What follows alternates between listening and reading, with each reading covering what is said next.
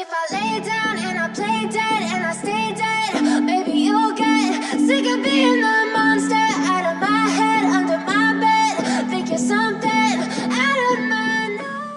Oke, kembali lagi di Sok Jadi Pandit. Kali ini gua mau membahas dua pertandingan.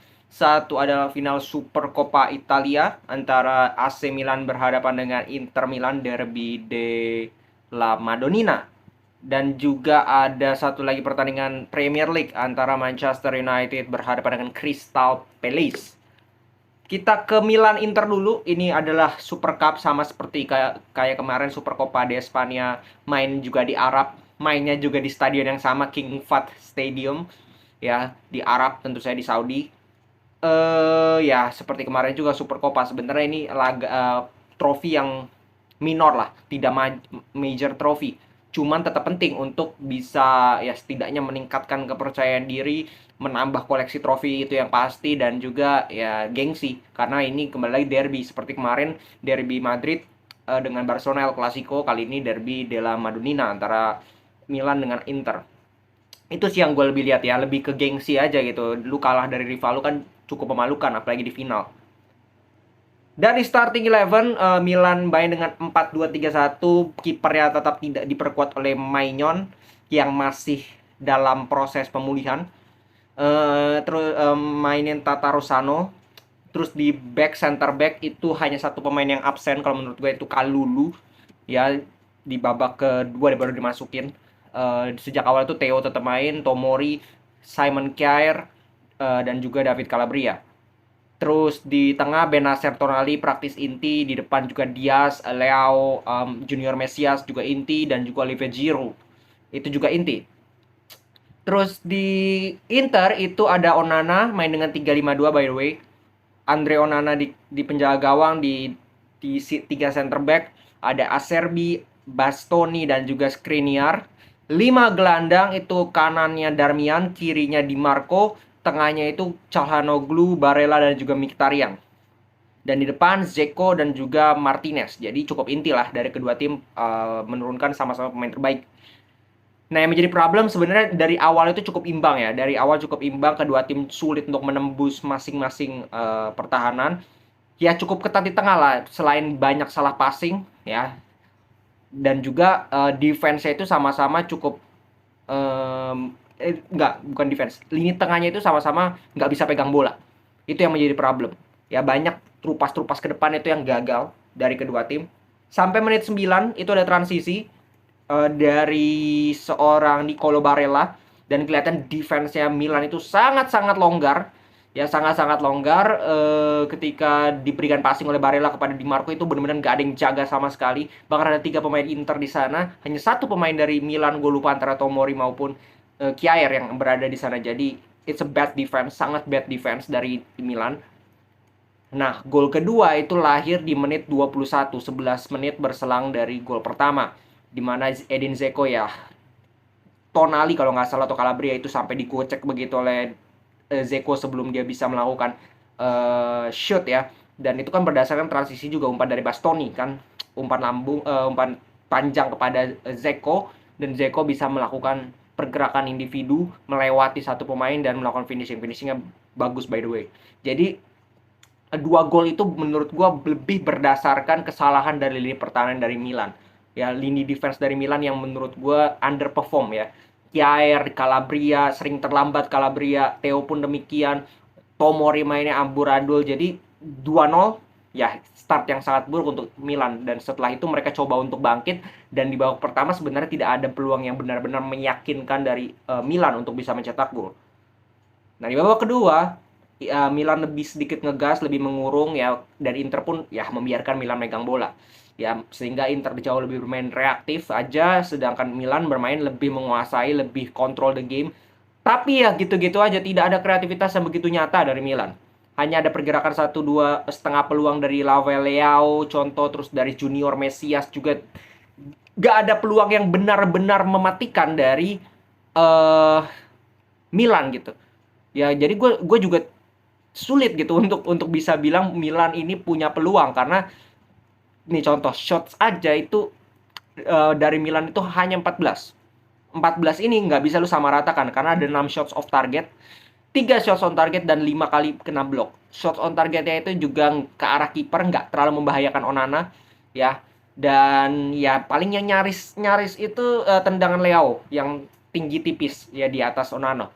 Malah Lautaro itu bisa cetak gol ketiga di menit 77, memanfaatkan lagi dan lagi kesalahan dari lini belakang di mana dia melewati Tomori dengan begitu mudah ya. Tomori blunder sehingga dia bisa cetak gol dan praktis 3-0 menurut gue kill the game. Dan ini membuat memang Milan secara moral ini gue rasa akan terdampak ya, bukan karena ini penghargaan yang atau piala yang prestisius, tapi gue melihat gengsinya itu tetap ada bahwa dua klub asal Milan ini tetap bermain dengan serius dengan starting 11 terbaik, dengan penampilan juga ya semua pengen menang tentu saja kalau udah di final. Dan ya ini sebuah pukulan untuk Pioli dan anak asuhnya karena mereka kalah telak itu yang pertama, dan mereka harus tetap fight, mereka harus alihkan fokus. Kalau gue bilang dari Milan udah alihkan fokus ke Liga, sedangkan Inter sama demikian, mereka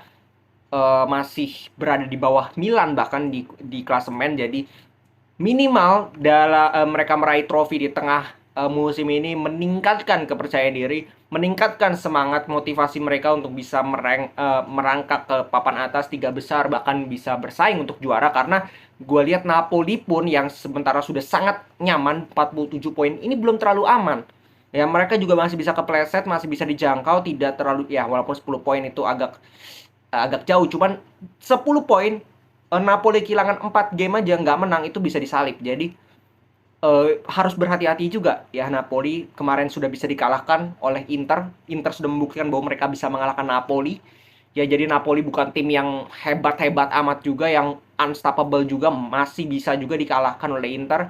Dan kemarin lawan Cremonese juga di Coppa Italia mereka tersingkir karena adu penalti, walaupun ya cadangan juga yang main. Ya itu membuat persaingan Serie A menjadi lebih seru menurut gua, dan kita lihat nanti seperti apa di akhir musim siapa yang akan menjadi juara, siapa yang akan menjadi 4 besar ya, karena itu masih sangat terbuka untuk banyak tim di Serie A. Nah, kita ke Crystal Palace Manchester United. MU memang mengejar posisi 3 besar ya dengan waktu itu tabungan 1 game.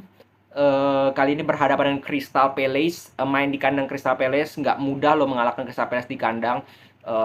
Dan mereka sudah memberikan kesulitan bagi Manchester United contoh musim lalu. Jadi tidak mudah juga bermain di kandang Crystal Palace. Walaupun Crystal Palace ini juga kalau gue bilang di kandang, bukan di kandang, di musim ini itu agak menurun ya, peringkat 12 ya, dengan selisih gol bahkan 9 kali minus 9 ya. At least mereka jauh lebih banyak kebobolan. Mereka sudah kebobolan 27 gol ya, 27 gol dan hanya bisa cetak 18 gol, which is sangat buruk untuk Crystal Palace di bawah si Patrick Vieira. Tapi by the way kita akan bahas starting 11. Manchester United turun dengan 4-2-3-1 seperti biasanya. Erik ten Hag tidak membuat banyak perubahan. Lisandro kembali ke center back dengan Varane, Wan Bissaka, Luke Shaw. Di tengah Casemiro dan Eriksen always. Di 3 pemain di belakang Weghorst yang menjalani debutnya itu ada Anthony, Fernandes, Bruno, dan juga ada Marcus Rashford ya. Dan ini menjadi debut juga dari Weghorst ya, Wout Weghorst yang dipinjam kalau nggak salah itu dari Besiktas. Nah, gimana jalannya pertandingan ya? Dari awal MU mencoba mendominasi pertandingan, tapi they don't have any chances yang benar-benar mutlak sampai golnya Bruno Fernandes.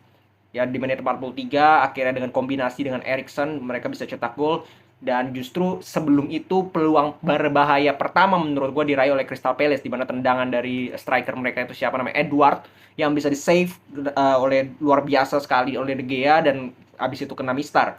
Yaitu peluang berbahaya pertama di pertandingan ini di babak pertama.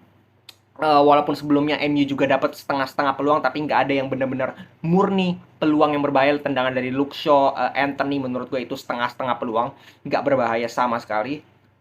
Lalu sampai di babak kedua ya, babak kedua MU sudah unggul 1-0 ya. Crystal Palace beberapa kali justru mendapatkan peluang yang cukup berbahaya. Kalau gue bilang heading, ya, heading dari eh, salah satu pemain tadi, kalau nggak salah si Edward juga ya, Edward juga atau siapalah pokoknya lah, mirip-mirip soalnya orang-orang Crystal Palace ini, heading di save juga dengan baik banget refleksnya si De Gea. Dan gue bingung, kiper kayak gini masih nggak dipanggil timnas. Aduh, ampunan deh bener-bener.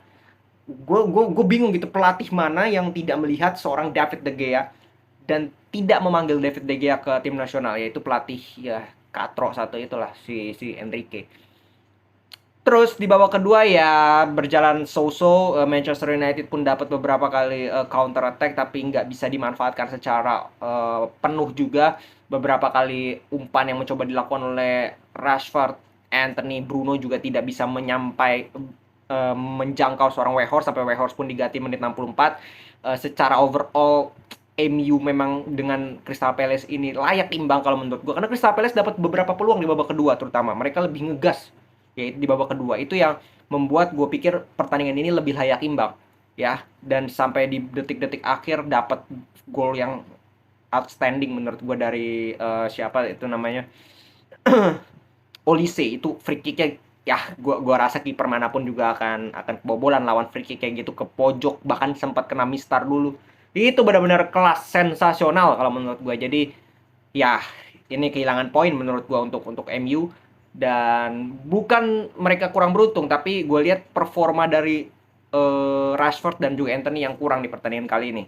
Kalau kita ingat di pertandingan sebelumnya, Martial bapuk, Martial tidak bisa cetak gol, tapi pemain-pemain di belakangnya yang bisa cetak gol. Rashford terutama bisa sekali cetak gol, terus ada Anthony juga bisa cetak gol, bahkan Bruno bisa cetak gol, Casemiro juga bisa cetak gol. Kalau Garnacho main, Garnacho juga bisa membuat perubahan.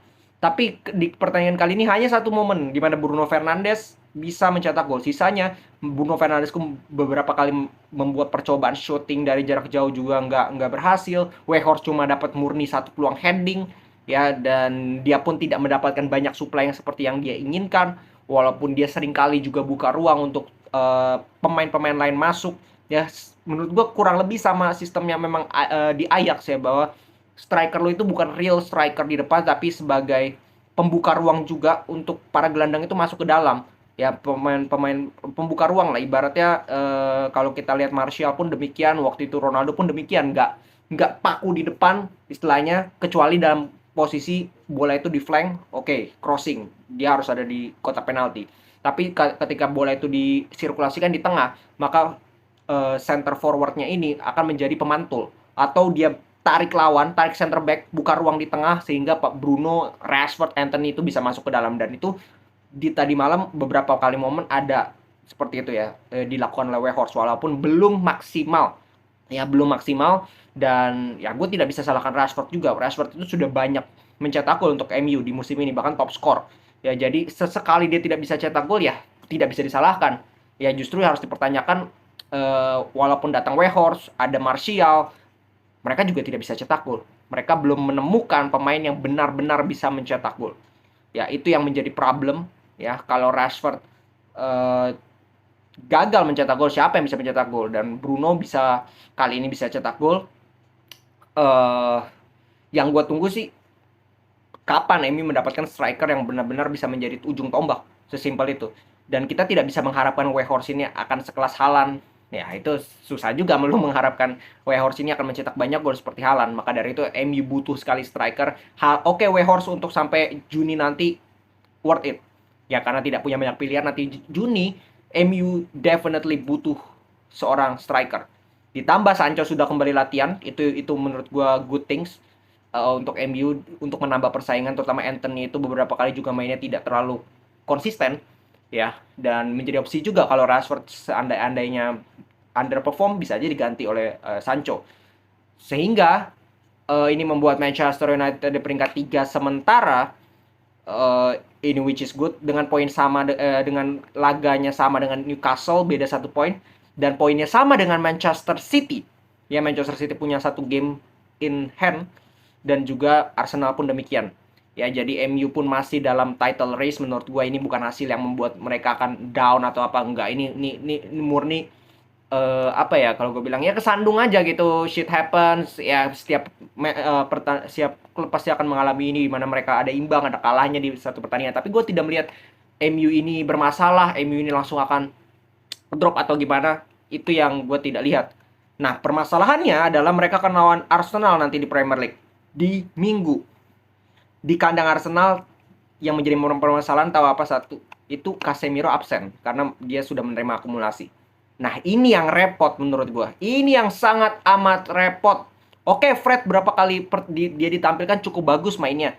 Tapi apa iya ketika Fred bukan dengan Casemiro tapi dengan Eriksen, lini tengah MU akan bagus? Karena gue lihat Casemiro ini perannya begitu sentral, begitu penting bagi lini tengah MU, untuk defense MU, untuk menyerang MU juga dia sangat-sangat terlibat dalam permainan MU.